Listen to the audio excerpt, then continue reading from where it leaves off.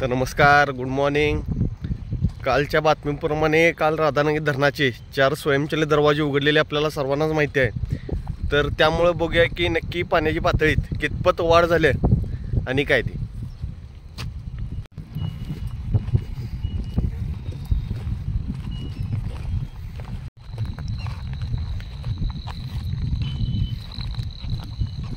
तुम्ही जी स्क्रीनवर बघू शकताय ती आपली आहे पंचगंगा नदी. कालच्या पावसामुळे राधानगरी धरणाचे 4 स्वयंचलित दरवाजे उघडलेले आपल्याला सर्वांनाच माहिती आहे. त्याप्रमाणे आज या पंचगंगा नदीच्या पाणी पातळीत प्रचंड प्रमाणात अशी वाढ झालेली बघू शकताय.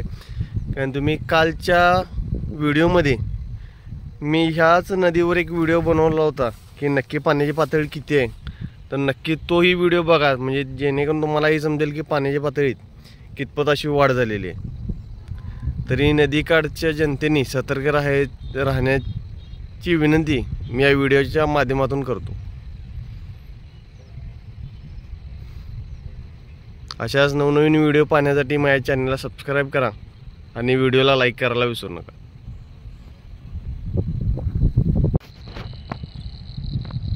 पुन्हा एकदा कोल्हापूरला पुराचा धोका उद्भवलेला आहे.